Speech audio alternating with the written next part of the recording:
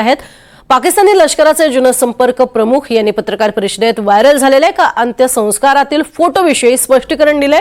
दहशतवाद्यांच्या अंत्यसंस्कारात असलेला व्यक्ती हा लष्कर-ए-तोयबाचा असल्याचा भारताने दावा केला होता आणि त्यावर पाकिस्तानकडून स्पष्टीकरण देण्यात आले। फोटोतील व्यक्ती हा एक साधा कुटुंबवत्सल आणि धर्मप्रचारक आहे। त्या व्यक्तीचं राष्ट्रीय ओळखपत्र देखील दाखवण्यात आले।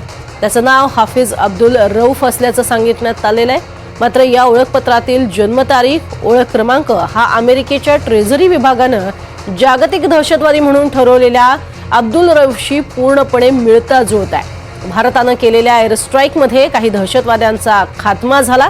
या दहशतवाद्यांचा मृतदेह पाकिस्तानी जो झेंडा आहे त्या झेंड्यामध्ये आहे आणि त्याच्या अंत्यसंस्काराला पाकिस्तानी लष्कराचे काही अधिकारी उपस्थित होते असाही दावा भारतानं केलाय।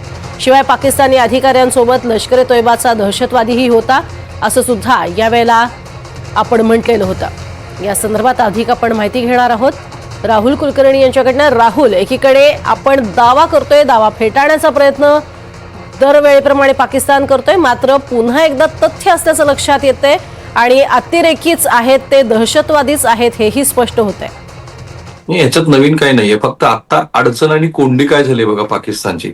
पाकिस्तानच्या लष्कराच्या पीआरओनी हे स्पष्टीकरण दिलं। केव्हा दिलं? जेव्हा भारताच्या राजदूतांनी आंतरराष्ट्रीय माध्यमामध्ये जाऊन हा जो फोटो आहे तो लार्ज स्केलमध्ये दाखवला। त्याच्यावरती जगभरामध्ये डिबेट सुरू झाली की पाकिस्तान जे सांगतो आहे तर तो कसा खोटारडेपणा आहे। त्याचं पुन्हा नव्याने स्पष्टीकरण पाकिस्तान लष्कराच्या वतीनं दिलं की हा तर फार सामान्य व्यक्ती आहे वगैरे।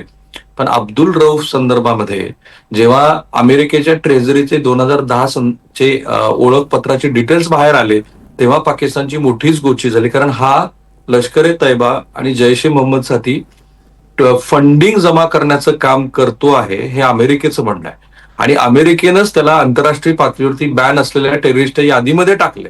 आता भारतानं जो लष्कर-ए-तैयबा आणि जैश-ए-मोहम्मदच्या संदर्भातला त्यांच्या मुख्यालयावरती स्ट्राईक केला आणि काल आपल्याकडे स्पष्टीकरण आलं की 100 पेक्षा अधिकचे दहशतवादी मेलेत, त्यापैकी हा एक आहे आणि तो दहशतवादी मेल्यानंतर त्याच्या अंत्यसंस्काराला पाकिस्तान लष्करातले वरिष्ठ अधिकारी उपस्थित राहतात म्हणजे काय? तर भारताचं तेच म्हणणं आहे की नॉन स्टेट ऍक्टर आणि पाकिस्तानातले लष्करी अधिकारी हे एकमेकांना मिळालेलेच आहेत। पाकिस्तान हे एक रोग स्टेट आहे आणि हे ऑफिशियल स्टेटमेंट आहे भारत सरकारचं आणि तेच आता पुन्हा भारतानं सिद्ध करून दाखवलं आणि आता त्याची वेगळ्या माध्यमामध्ये चर्चा सुरूच आहे।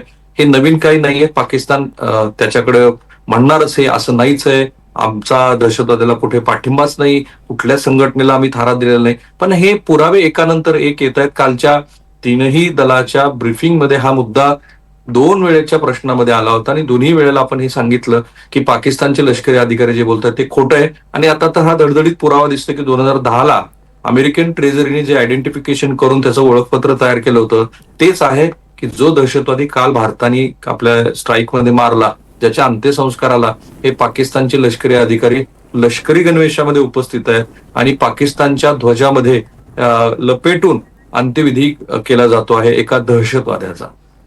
नक्कीच राहुल, तुर्तास धन्यवाद या संपूर्ण माहितीसाठी। तर आपण बघतोय एकीकडे खोटारडेपणा आहे तो वारंवार उघड होतोय पाकिस्तानचा, मात्र तरीही तोंडावर आपटून सुद्धा पाकिस्तान मेरीच लाल असं म्हणणारा पाहायला मिळतोय। वेळात आणखीन एका महत्त्वाच्या घडामोडीकडे